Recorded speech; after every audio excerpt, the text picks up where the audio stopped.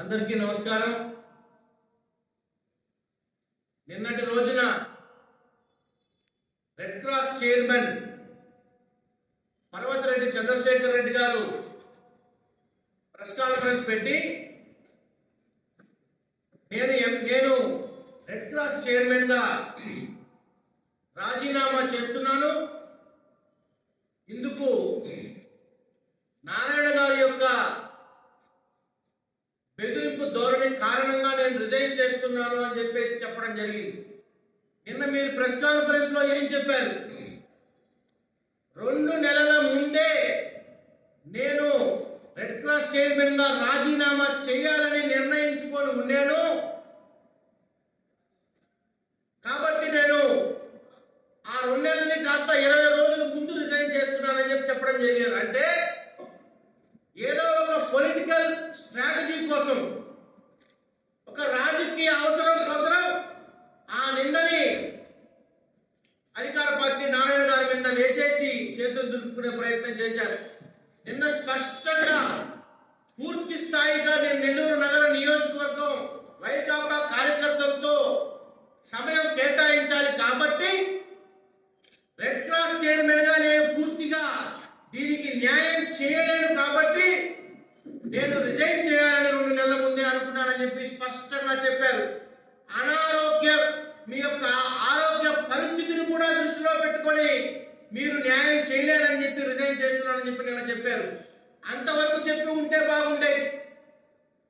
మరి నారాయణ గారు ఏదో మిమ్మల్ని డిజాల్వ్ చేయాలని మీ యొక్క సంస్థలో ఎవరినో వాకప్ చేసినట్టు, ఎంఓయూ ఇమ్మని అడిగినట్టు రకరకాల కలిపొల మాటలు చెప్పి ఒక మసిగుడ్డని అవతల వాళ్ళ మీద వేసేస్తే వాళ్ళు దులుపుకుంటారనే ధోరణితో ఈరోజు నిన్న మీ యొక్క రాజీనామా చేసిన విధానాన్ని గురించి మేము తెలియజేస్తున్నాం. ఒక్క ప్రశ్న అడుగుతున్నా చంద్రశేఖర్ రెడ్డి గారిని, అయ్యా మీకున్నటువంటి రెడ్ క్రాస్ చైర్మన్ గా మీరు పూర్తిగా దాన్ని న్యాయం చేయాలని చెప్పారే, మీకు జగన్మోహన్ రెడ్డి అప్పచెప్పినటువంటి నెల్లూరు నగర వైకాపా ఇన్ఛార్జ్ పదవికి నేను పూర్తి స్థాయిగా న్యాయం చేయాలనుకుంటున్నప్పుడు మరి ఉపాధ్యాయ ఎమ్మెల్సీగా కూడా మీకు పదవి ఉంది, దాన్ని ఎప్పుడు రాజీనామా చేస్తున్నారు? మీరు 2 పదవులకి న్యాయం చేయలేరు కదా. మరి రెడ్ క్రాస్ చైర్మన్ గా మీరు న్యాయం చేయలేరు, నా ఆరోగ్యం బాగాలేదు, నాకు సహకరించట్లేదు, నేను రెడ్ క్రాస్ రాజీనామా చేస్తున్నానని చెప్పినప్పుడు మీ ఎమ్మెల్సీ పదవి కూడా ఎప్పుడు రాజీనామా చేస్తున్నారని చెప్పి ప్రశ్నిస్తా ఉన్నా. అదేవిధంగా మీరు రెడ్ క్రాస్ చైర్మన్ గా గెలిచింది ఏ విధంగా కూడా చెప్తా వినండి. గతంలో లాస్ట్ టైం లో మీరు రెడ్ క్రాస్ లో మనోహర్ రెడ్డి గారి ప్యానెల్ గెలిస్తే అప్పుడు మీ పార్టీ అధికారాన్ని అడ్డం పెట్టుకొని అడ్డగోలుగా మీరు చైర్మన్ అయిన విధానాన్ని మేము ఈ సందర్భంగా గుర్తు చేస్తా ఉన్నాం. నారాయణ గారు ఇన్స్టిట్యూషన్స్ అందరినీ కూడా ఇబ్బందులు పెట్టారు అని మాట్లాడావు నిన్న. నీ కాలేజీకి, నీ కృష్ణ చైతన్య కాలేజీకి కూతవేటు దూరంలో ఉన్న చంద్రారెడ్డి కాలేజీకి ఏం చేశావు నువ్వు? ఈరోజు నారాయణ గారు గతంలో 2014 నుంచి 19 వరకు మంత్రిగా ఉన్న టైంలో మా ఇన్స్టిట్యూషన్లో ఏదైతే నేను అత్యాధునిక హైఫై స్టాండర్డ్స్ తోటి విద్యార్థులకు ఏ విధంగా అయితే మేము పాఠాలు చెప్తున్నామో ఎక్కడ స్టాండర్డ్స్ తగ్గకూడదనే ఉద్దేశంతో మున్సిపల్ శాఖ మంత్రిగా ఉన్నప్పుడు విఆర్ హై స్కూల్లో ఒక మున్సిపల్ కాలేజీని డెవలప్ చేసి నారాయణ సంస్థ నుంచి ఐఐటి చెప్పేటటువంటి అధ్యాపకులతోటి మున్సిపల్ కళాశాలలో పాఠాలు చెప్పి వారు కూడా ఉచితంగా పాఠాలు చెప్పి ఆ జీతభత్యాలు కూడా నారాయణ సంస్థ నుంచి పే చేసే పరిస్థితి. మరి ఈ రోజు నీకు అదే కాలేజ్ ఉంది, ఇంటర్మీడియట్ కాలేజ్ ఉంది, డిగ్రీ ఉంది, పీజీ ఉంది. ఎంతమంది విద్యార్థులకు నువ్వు ఉచితంగా విద్యను అందించావు? నువ్వు గతంలో మీ పార్టీ అధికారంలో ఉన్నప్పుడు నువ్వు ఉపాధ్యాయ ఎమ్మెల్సీగా ఉన్నావు, ఎంతమందికి నువ్వు ఫ్రీ ఎడ్యుకేషన్ ఇచ్చావు? ఏదన్నా ఒక కళాశాల, ప్రభుత్వ స్కూల్లో కళాశాల ఒక ఉపాధ్యాయ ఎమ్మెల్సీగా ఉండే నువ్వు ఏదైనా ఒక స్కూల్ అడాప్ట్ చేసుకుని 10 మంది విద్యార్థులకి ఉపయోగపడ్డావా చంద్రశేఖర్ రెడ్డి? నువ్వా మా నారాయణ గారి గురించి మాట్లాడేది?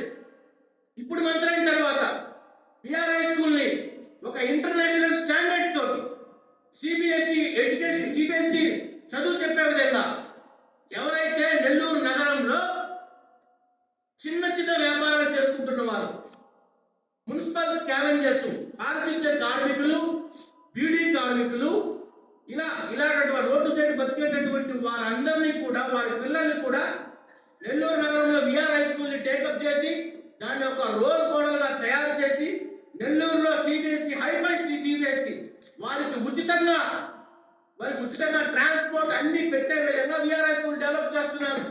నారాయణ గారికి మీ సంస్థ గురించి కానీ, మీ ఇన్స్టిట్యూషన్స్ గురించి కానీ ఎక్కడా కూడా ఆలోచన చేసే పరిస్థితి కూడా ఉండదు. చంద్రశేఖర్ రెడ్డి గారు దయచేసి గుర్తుపెట్టుకోమని చెప్పి తెలియజేస్తున్నారు.